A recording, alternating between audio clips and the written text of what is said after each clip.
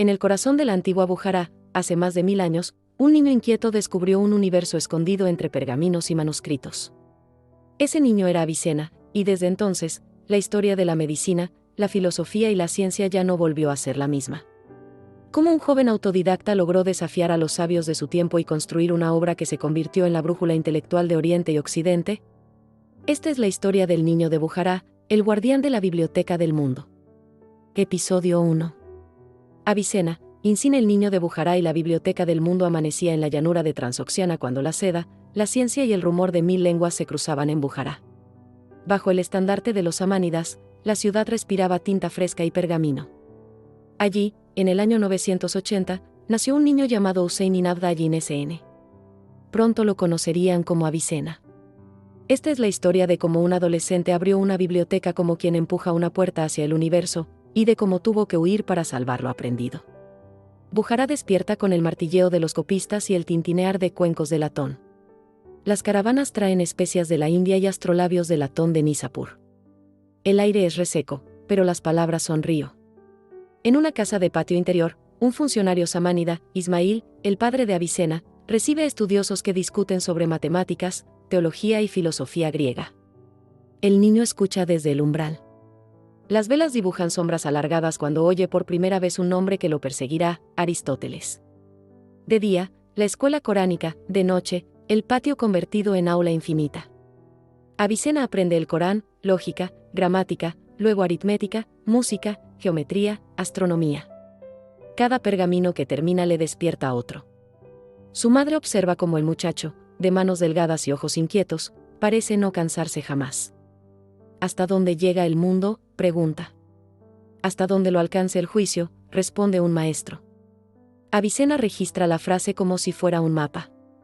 Adolescente, Avicena choca contra un volumen, la Metafísica de Aristóteles. La lee una vez, 10, 20, 40. No entiende. La frustración deja un sabor metálico. Reza pidiendo claridad. Un día cae en sus manos un comentario de Aleph R.B. De pronto, los engranajes encajan: sustancia, accidente, causa, necesidad. Las cosas no son como las vemos, sino como son, anota. La noche en Bujará se vuelve más corta a partir de ese instante. Entra al estudio de la medicina casi por curiosidad. Le asombra la observación, la comparación de síntomas, el pulso que habla sin palabras. La medicina no es tan ardua si se atiende bien al enfermo, confía a un amigo. Pronto, el adolescente visita casas pobres y patios señoriales, improvisa cataplasmas, clasifica fiebres, distingue dolores. En su mesa, frascos de jarabes y tablas de estrellas conviven como si fueran parientes. Bujará contiene el aliento. El emir Nu'ayn Manr está enfermo. Médicos reputados entran y salen sin remedio. Un rumor improbable llega al palacio: un joven ha acertado diagnósticos donde otros dudan. Avicena cruza pasillos tapizados con tejidos samánidas, siente el peso de los estandartes. Observa, pregunta poco, escucha mucho. Ajusta un régimen, corrige una mezcla, ordena reposo y ventilación. Días después, el emir mejora. El alivio, en palacio, suena a fuente reactivada. En gratitud, el emir le concede acceso a la gran biblioteca samánida. Avicena toma la llave con manos temblorosas. Tras la puerta, estanterías que crujen, títulos de Alejandría y Jundisapur, traducciones siríacas, tablas astronómicas, herbolarios, comentarios de Plotino y Galeno. Leí cuanto pude, recordará más tarde. Y cuando cerré los libros aquella noche, sabía que el mundo era más ancho que las murallas de Bujará. La biblioteca se convierte en su segunda patria y su primer peligro. Se escucha en la ciudad, tiempo después, que la biblioteca ha ardido. Un incendio, dicen. Otros susurran que algún envidioso encendió una llama para que nadie pudiera verificar lo que ese muchacho afirmaba haber leído. Avicena, lejos de la hoguera, aprende la fragilidad de la memoria y el precio de la erudición. Una sombra se desliza entre los anaqueles: el conocimiento puede arder, pero no olvida el que lo habita. El mundo de Avicena se sacude. Los carajánidas toman Bujará, el reino samánida se deshace como pergamino mojado. El joven médico filósofo entiende que la ciencia también depende de fronteras y espadas. Reúne sus instrumentos, abraza a su madre, deja atrás la casa del patio y el eco de sus primeras lecturas. Nace el Avicena viajero. Al norte, en Gurgani, la corte de los Khwarezmsas respira discusión. Al-BRN calcula longitudes, Afzal al-Mas experimenta. Avicena se integra como si entrara en una constelación ya trazada. Pero un viento político sopla desde el este, Mahmud de Ghazni quiere a los sabios en su corte. Las invitaciones empiezan como cartas educadas y se vuelven órdenes veladas. Avicena comprende que el destino de un libro puede depender del capricho de un soberano bajo el cielo sin nubes del desierto. Avicena y unos pocos fieles parten en secreto. No desean ser trofeos de ninguna corte. Las noches son un mapa de estrellas, los días, un espejo de arena. Entre parada y parada, el joven dicta notas a su discípulo Al-JZJN. Son bocetos, listas, comparaciones, el germen de un sistema. Un día, todo esto será un canon, musita. Y el viento, si escucha, no lo cuenta. A orillas del mar, en Gurgan, un médico que aún no cumple los 40 se sienta a ordenar el mundo. Es el año 1012. En hojas separadas coloca anatomía, fisiología, patologías, fármacos, reglas de prueba. Emerge la idea que lo convertirá en clásico, un método. Entre pacientes reales y casos recogidos, Avicena escribe que los medicamentos deben probarse con cuidado, que la experiencia guía y refuta. A su lado, JZJN pule el dictado. Un libro va llamándose a sí mismo, Al-QNNF Alib. La ruta lo lleva a Ray, cerca de las montañas donde la niebla se enreda en los cipreses. Allí atiende al bullida Mahdi al-Dobla y a su madre, la poderosa Sayida SHRN. El palacio es tablero de estrategias, facciones, ambiciones, alianzas que duran lo que una lámpara encendida. Avicena toma el pulso a príncipes y soldados, diagnostica melancolías y cólicos, observa que la mente puede enfermar el cuerpo y el cuerpo nublar el juicio. En silencio, anota, la clínica es un diálogo. El paciente también habla con lo que calla. El rumor de su pericia viaja. En Hamadán, el emir Shams al-Dobla cae enfermo. Avicena acude, trata, acierta. El agradecimiento del soberano lo eleva a visir. El filósofo descubre entonces otra anatomía, la de la política. Entre decretos y conspiraciones, sus enemigos siembran recelo. Llegan noches de golpes en la puerta, amaneceres de firmas obligadas. Un día, lo encierran. La celda huele a humedad y tinta. En una fortaleza cercana a Hamadán, la oscuridad no impide que Avicena escriba. Sobre las rodillas, a luz de lámpara, nacen capítulos de un proyecto monumental, el Libro de la Curación, que no cura cuerpos, sino inteligencias, un compendio de lógica, física, matemáticas y metafísica. En uno de sus papeles, traza un experimento mental, imagina un hombre, suspendido en el aire, sin sentidos, sin contacto. Y, sin embargo, consciente de sí mismo. Es el hombre flotante. En esa celda, un alma afirma su existencia incluso sin mundo. Libre por un tiempo, vuelve a la corte, pero ya no es el mismo. Escribe de día, dicta de noche, atiende a pobres y príncipes. La ciencia, descubre, exige valentía. Sus adversarios no leen, intrigan. Él, que escucha el pulso, escucha también el ritmo del peligro. Redacta cartas que no envía, prepara salidas que aún no realiza, guarda mapas bajo tablas sueltas. Si quieren el cuerpo del médico, que corran, piensa. Mi obra no cabalga a su antojo. Una noche sin luna, en Hamadán, un jinete sale por la puerta menor. Viste como derviche, carga un atillo, y en lugar de plegarias lleva compases, notas, borradores. Detrás, sombras que no olvidan, delante, la promesa de Isfahán y de un príncipe llamado al-Dobla. El caballo corta el silencio. Avicena no mira atrás. El polvo de la calzada se confunde con su aliento cuando la cámara se eleva y la ciudad se hace pequeña. Si falla la fuga, el mundo pierde una biblioteca aún no escrita. Si llega a Isfahán, la ciencia cambiará para siempre. ¿Qué precio pide el destino por dejarlo pasar? Episodio 2. Avicena, Insin, el filósofo de Isfahán y el legado inmortal. La noche sin luna en que Avicena huyó disfrazado de derviche se convirtió en la grieta que separó dos vidas, la del médico perseguido y la del sabio consagrado. Al llegar a Isfahán, bajo el amparo de un príncipe culto y protector, comenzó la etapa más fecunda de su existencia. Fue también la más peligrosa, porque ningún poder tolera que el conocimiento crezca sin cadenas. Isfahán brilla al amanecer, minaretes cubiertos de azulejos, bazares que hierven de mercaderes, el río Sayandé que parece un espejo líquido. En palacio, al-Dobla, príncipe bullida, recibe al fugitivo con un gesto de bienvenida. Avicena respira, por primera vez en mucho tiempo, sin el miedo constante al carcelero. «Esta ciudad será tu refugio, maestro», le dice el príncipe. Avicena responde con una inclinación de cabeza. Dentro de sí, traza planes: concluir, pulir, ordenar el saber de siglos. En Isfahán se respira un aire diferente: poetas, astrónomos, juristas y músicos comparten mesas. Avicena se sienta entre ellos como quien abre un libro más. Allí dicta sin descanso a su discípulo fiel, al JZJN. Con tazas de vino y papiros extendidos, la noche se vuelve taller. El emir protege, los rivales acechan, la pluma no se detiene. Cada página escrita es un desafío lanzado al tiempo. En salas silenciosas, Avicena organiza la obra que será su sello, Al-QNNF Alib, el canon de la medicina. 5 libros que ordenan desde la anatomía hasta las farmacopeas. Habla de la fiebre como reacción, del contagio como transmisión, de la necesidad de probar remedios en condiciones específicas. Define que la experiencia clínica y la razón son inseparables. Mientras dicta, sabe que está construyendo una arquitectura de salud que resonará siglos más tarde en Córdoba, Toledo, París, Padua. Pero Avicena no es solo médico. Escribe de lógica, matemáticas, metafísica y astronomía. El libro de la curación crece como un océano, 18 volúmenes que buscan curar la ignorancia más que la enfermedad. En sus páginas late la pregunta que nunca lo abandona: ¿cómo sabemos que existimos? El eco del hombre flotante aún resuena. La conciencia, dice, prueba al alma. El cuerpo es su huésped, pero no su origen. Las crónicas lo retratan humano, contradictorio. Trabaja de día, enseña de tarde, escribe de noche.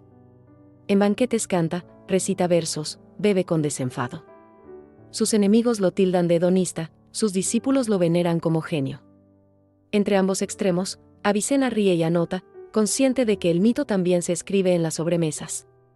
Isfahán, refugio de ciencia, no escapa al ruido de espadas. Los gaznavíes avanzan, los bullidas resisten. Avicena, además de filósofo, se convierte en consejero militar. Acompaña campañas, cabalga bajo polvo y flechas. Sus alforjas llevan tanto frascos de medicinas como mapas de estrategia. Un soldado recuerda haberlo visto curar a un herido bajo la sombra de un estandarte caído. En sus notas escribe: la guerra es el fracaso de la razón. Los años y las batallas pasan factura. Avicena sufre cólicos intensos, probablemente consecuencia de una úlcera. Se automedica, alterna ayunos y dietas, prueba sus propios fármacos. La pluma, sin embargo, no se detiene. Dicta aún con fiebre, corrige manuscritos con manos temblorosas. Mi cuerpo me traiciona, pero la mente sigue intacta, murmura. El discípulo JZJN registra cada palabra como si atara un barco antes de la tormenta. Sabe que el final se acerca. Ordena sus escritos, entrega copias, dicta epílogos. Advierte a sus discípulos: la ciencia debe seguir camino propio, no se esclaviza a un nombre. Escribe versos donde se despide de la vida como de un huésped que lo ha tratado con dureza y con bondad. En esas líneas, el filósofo se revela poeta: el alma partió de su cárcel, ligera como el aire. En el año 1037, durante una campaña militar hacia Hamadán, Avicena empeora. Su caballo avanza lento, el desierto se vuelve espejo ardiente. Sus discípulos lo sostienen en la silla. A cada parada, pide que le lean versos o que le reciten filosofía. Una tarde, bajo la luz rojiza del crepúsculo, pronuncia: prefiero vivir poco con nobleza, que largo con servidumbre. Poco después, muere. Tenía 57 años. La noticia recorre caravanas, palacios y madrazas: Avicena ha muerto. Lo entierran en Hamadán, ciudad de fortalezas y colinas. Los peregrinos llegan pronto, no solo a rezar, también a copiar, a leer, a discutir. Su tumba se convierte en escuela, sus libros en viajeros más incansables que él mismo. Nadie sabe si lloran más al médico que al filósofo, al poeta que al político. Pero todos intuyen que algo ha cambiado para siempre. Décadas después, en Córdoba, Toledo, Montpellier, Salerno, París, el canon de la medicina se traduce, se comenta, se enseña. Por 5 siglos será la referencia médica en Europa y el mundo islámico. Estudiantes con túnicas oscuras lo leen a la luz de velas, médicos lo consultan en hospitales medievales, impresores lo editan en latín. Avicena, sin saberlo, Se convierte en puente entre Oriente y Occidente, entre la antigüedad y el Renacimiento. El hombre que huyó disfrazado de derviche se transformó en un símbolo. Su tumba en Hamadán aún guarda peregrinos, sus ideas aún resuenan en universidades. El canon y el libro de la curación sobrevivieron guerras, incendios y exilios. El nombre Avicena se volvió sinónimo de inteligencia, de búsqueda incesante, de espíritu que no se rinde. Y aunque su cuerpo descansó hace casi 1000 años, su voz sigue preguntando, ¿qué es existir? La historia de Avicena nos recuerda que un solo ser humano puede contener una biblioteca. Pero, ¿qué ocurre cuando la política y la ambición persiguen al conocimiento? La próxima vez exploraremos cómo el mundo medieval intentó guardar, y a veces sofocar, ese legado, y cómo cada generación decide si encender la lámpara, o dejar que la oscuridad la apague. Episodio 3.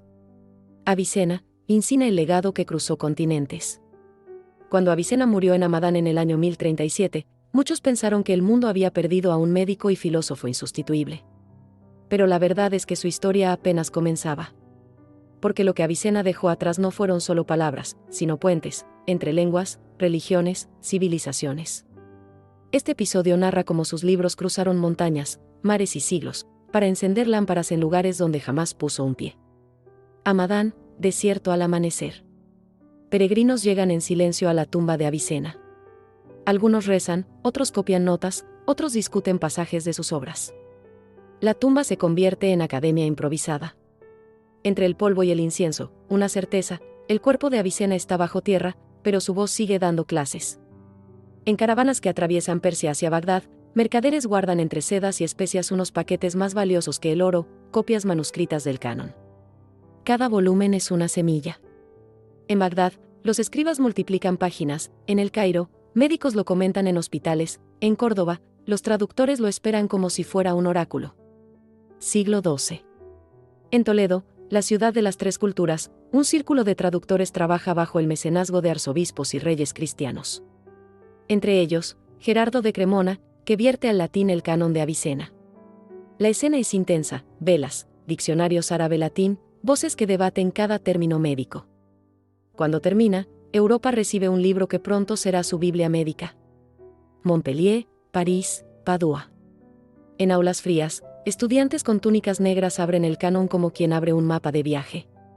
Aprenden a diagnosticar fiebres, a observar el pulso, a clasificar enfermedades.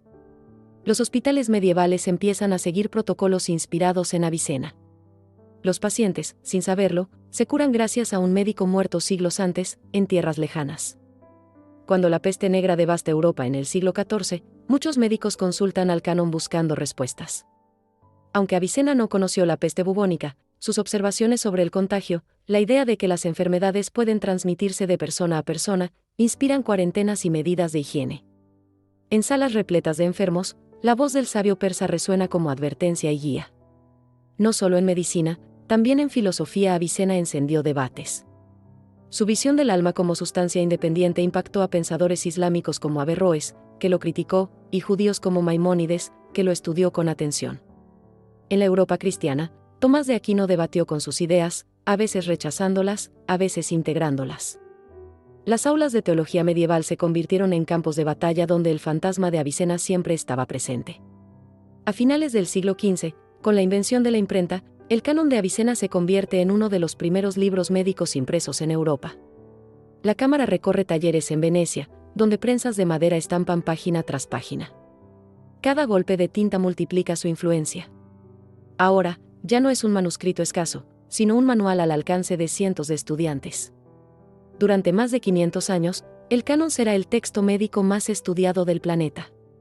En universidades como Lovaina, Bolonia o Viena, los estudiantes juran sobre Avicena al comenzar sus estudios de medicina. El joven de Bujará, que una vez pidió acceso a una biblioteca, se convierte en la biblioteca misma de generaciones enteras. Pero no todo fue admiración. En el Renacimiento, algunos médicos europeos empezaron a criticar a Avicena, acusándolo de dogmático. Nuevos descubrimientos en anatomía, como los de Andreas Vesalio, revelaron errores en la tradición galénica que Avicena había heredado. El sabio persa fue cuestionado, pero nunca olvidado. Su obra se transformó en punto de partida, con él se discutía, contra él se escribía. Mientras Europa discutía su legado, en el mundo islámico Avicena seguía siendo autoridad indiscutible. En Persia, Turquía, Asia Central, sus obras eran estudiadas como pilares de la medicina y la filosofía. Madrasas y hospitales llevaban su nombre. En ciudades como Bujará y Samarcanda, su memoria se transmitía como orgullo cultural y símbolo de grandeza intelectual. Siglo XIX. Orientalistas europeos, fascinados por la ciencia árabe, redescubren la magnitud de Avicena. Se reeditan sus obras, se traducen de nuevo, se estudian en universidades modernas. En Irán, Turquía y Uzbekistán, su figura se convierte en icono nacional, un héroe de la identidad cultural y científica. Hoy, más de 1000 años después, los principios de Avicena resuenan en la medicina basada en la observación, en la necesidad de validar con experiencia los remedios, en la relación entre cuerpo y mente. Su idea de que la clínica es un diálogo anticipa la medicina humanista del siglo XXI. El joven que una vez rezó por entender la metafísica de Aristóteles se transformó en uno de los pilares de la historia universal del conocimiento. Avicena murió en el siglo XI, pero su voz aún acompaña a médicos, filósofos y poetas. Su obra viajó más lejos que cualquier ejército, más profundo que cualquier frontera.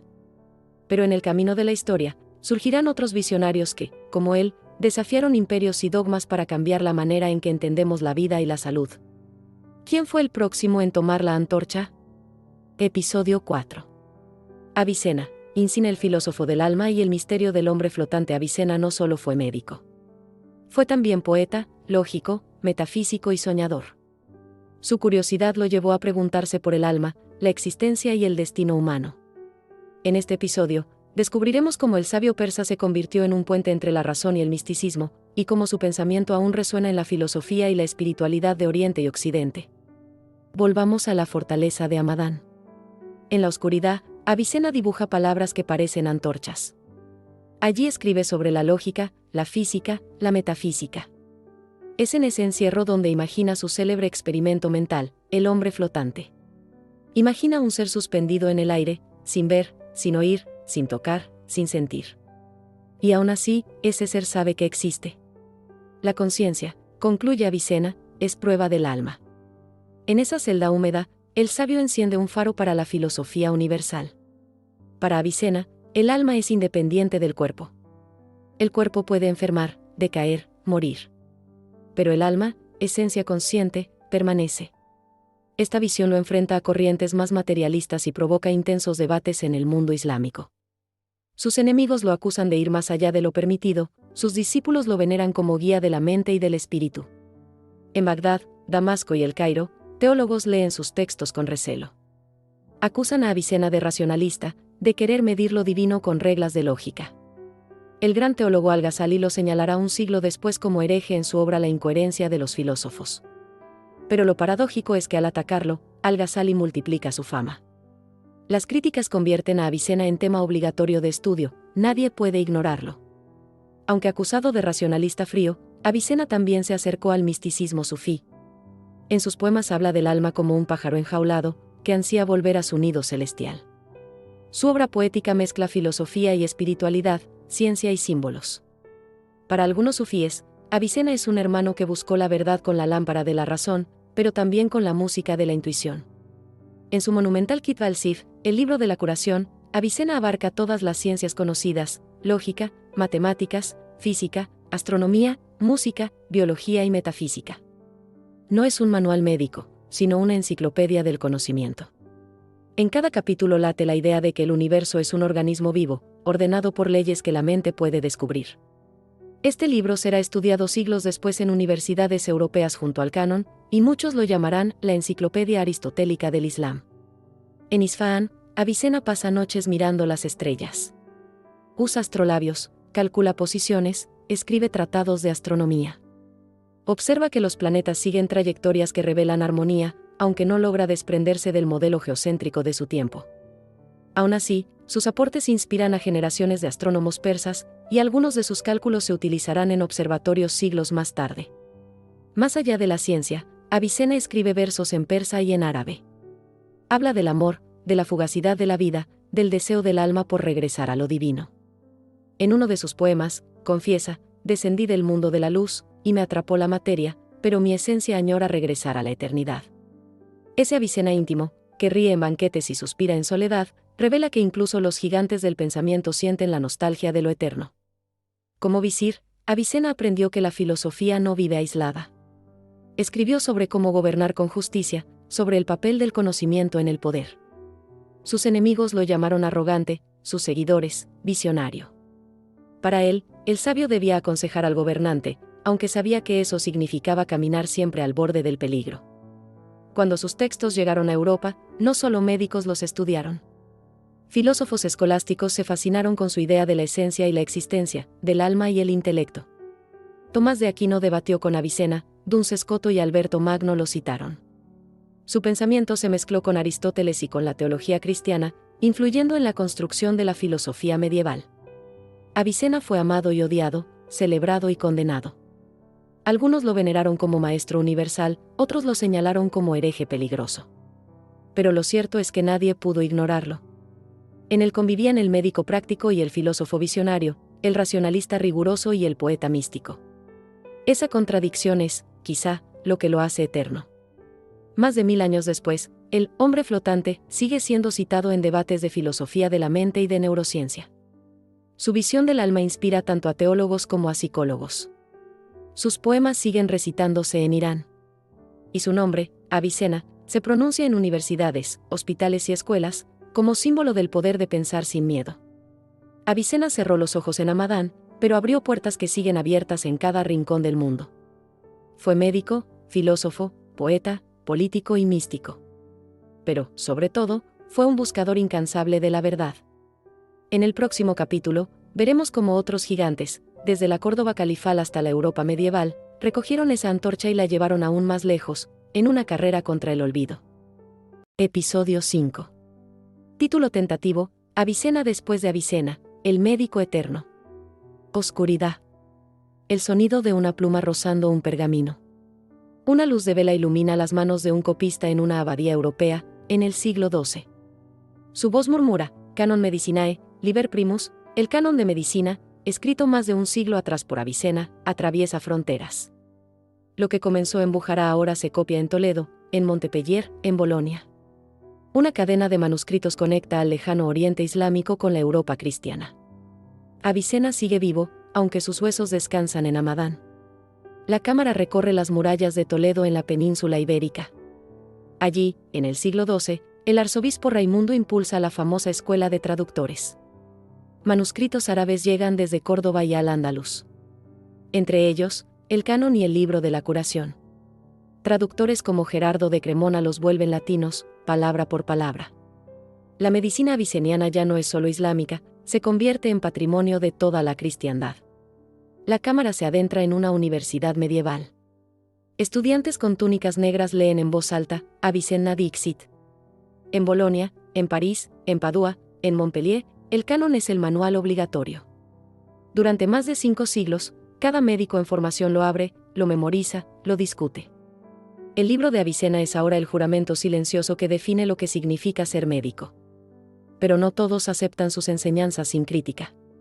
En el siglo XIII, figuras como Alberto Magno y Tomás de Aquino intentan reconciliar la filosofía aristotélica y la teología cristiana con los escritos de Avicena. Mientras tanto, otros lo ven con sospecha, demasiado racional, murmuran algunos teólogos, peligrosamente cercano al paganismo griego.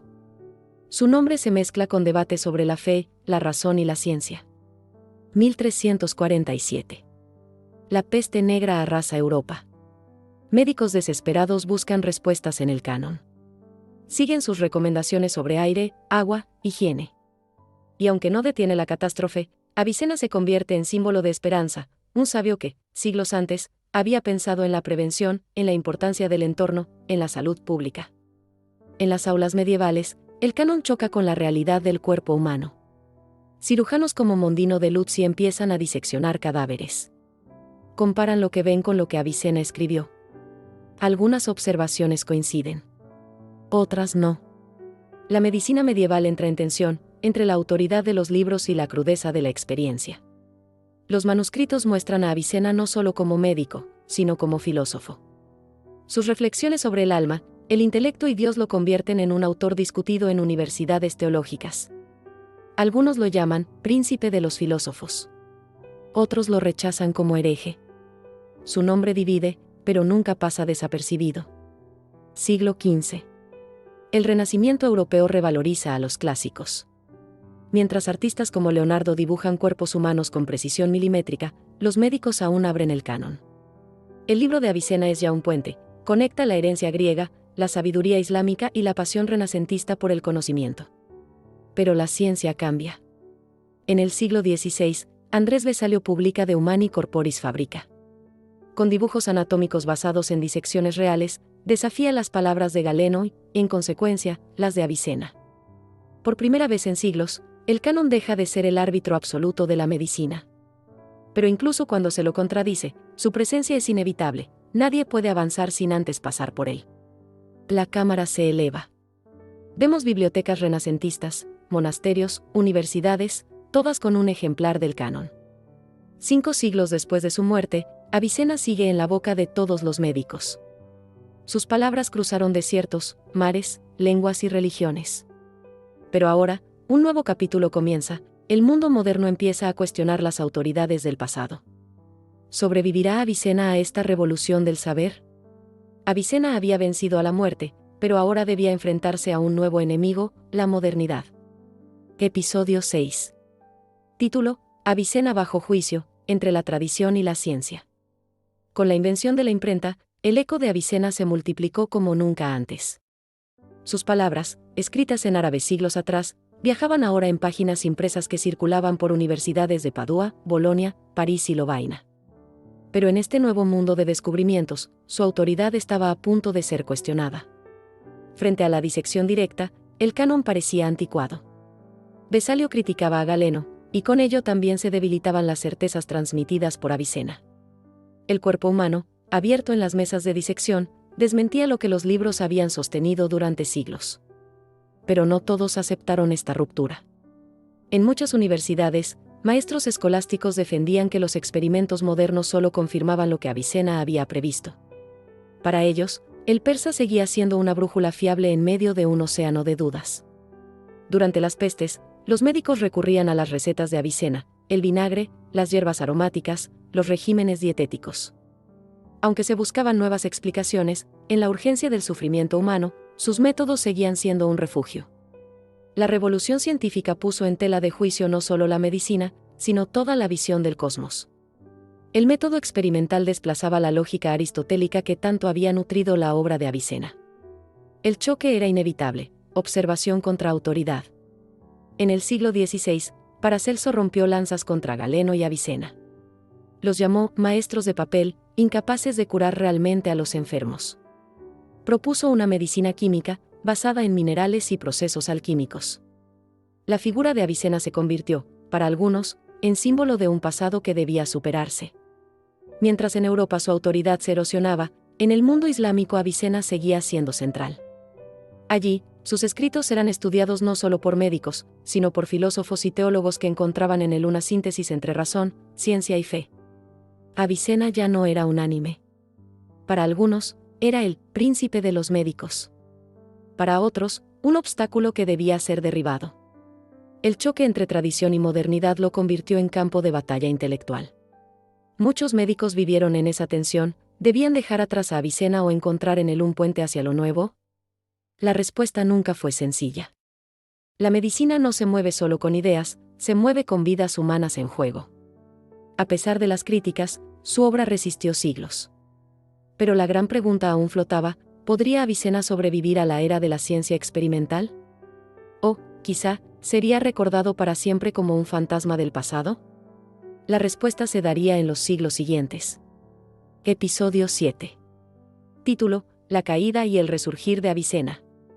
Para el siglo XVIII, el canon de Avicena ya no regía la práctica médica en Europa. Nuevos descubrimientos en anatomía, fisiología y química habían desplazado las viejas autoridades. La medicina clínica se apoyaba ahora en la observación sistemática y en los hospitales modernos.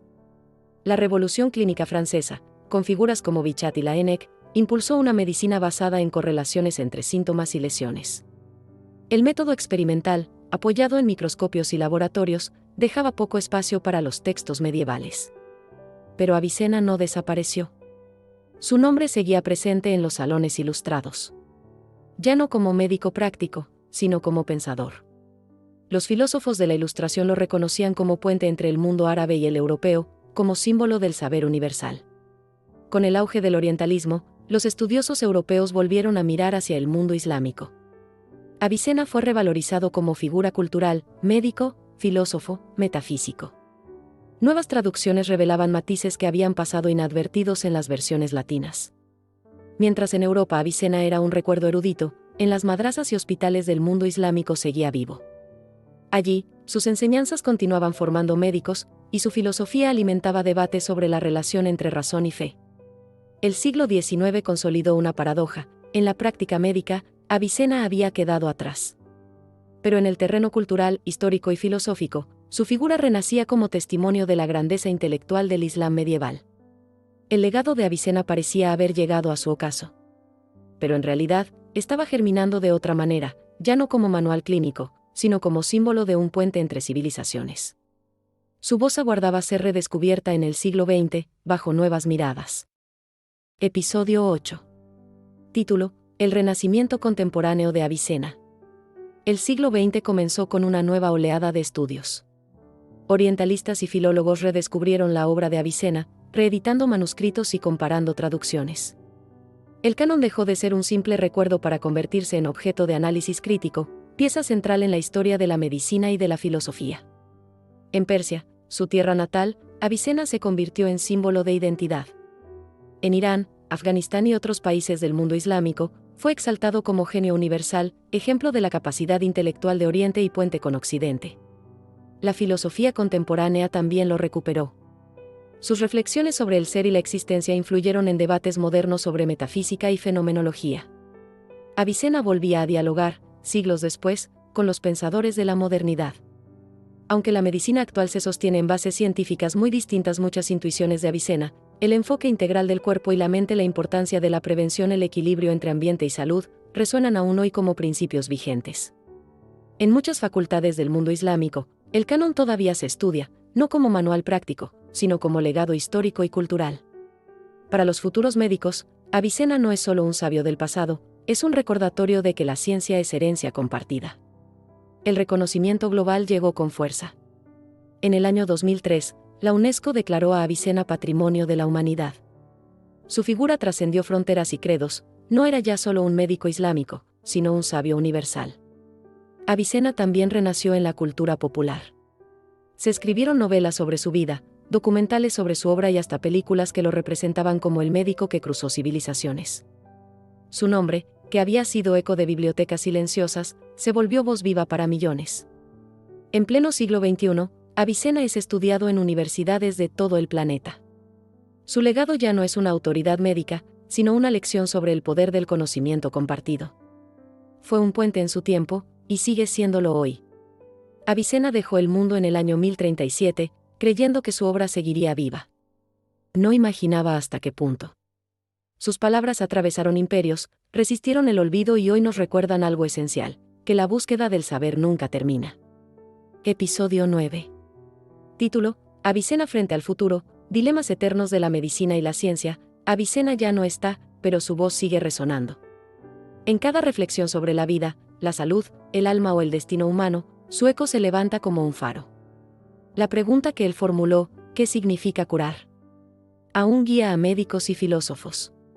Hoy la medicina dispone de herramientas que Avicena jamás imaginó: trasplantes, genómica, inteligencia artificial. Pero las preguntas que él planteó siguen intactas: ¿hasta dónde puede llegar el médico? ¿Dónde comienza el deber y dónde el límite de la intervención humana? Avicena hablaba del alma como principio vital, inseparable del cuerpo. Hoy, cuando algoritmos deciden diagnósticos y máquinas prolongan vidas, la pregunta vuelve: ¿qué es lo que hace humana a la medicina? ¿Qué se gana y qué se pierde? El mundo que heredamos está marcado por desigualdades. Avicena, que soñaba con la universalidad del conocimiento, se enfrentaría a este dilema: ¿cómo equilibrar ciencia y justicia? ¿Cómo hacer que el saber sirva a todos, y no solo a unos pocos?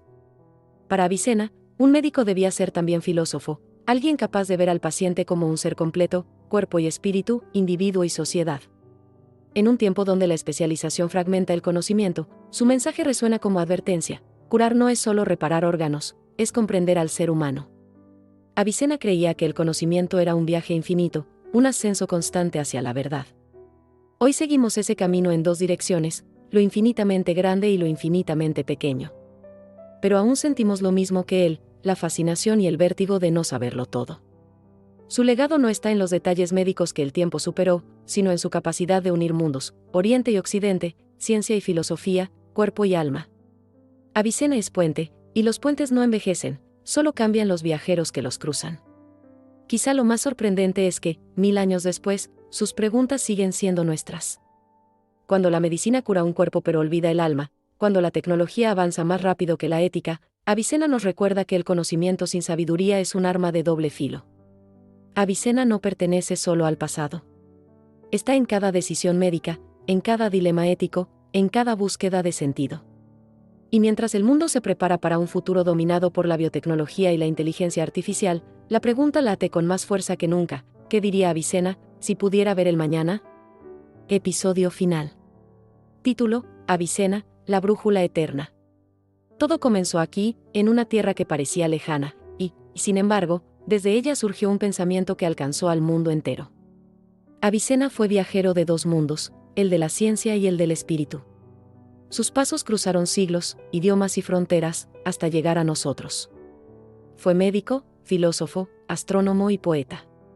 Pero, más que todo eso, fue un buscador incansable, de la verdad, de la salud, del sentido profundo de existir. Su obra no sobrevive por las respuestas que dio, sino por las preguntas que nunca dejaron de ser nuestras. ¿Qué significa vivir? ¿Qué significa sanar? ¿Qué significa ser humano? 1000 años después, la medicina ha cambiado, pero en cada dilema ético, en cada búsqueda de equilibrio entre ciencia y humanidad, Avicena sigue presente, como un hilo invisible que une pasado, presente y futuro. Avicena no fue un hombre cualquiera. Fue un puente entre culturas, un faro en la oscuridad, una brújula en medio del tiempo. Y mientras la humanidad siga preguntándose por el sentido de la vida, Avicena nunca morirá. El legado continúa. Gracias por acompañarnos en este viaje por la vida y la obra de Avicena.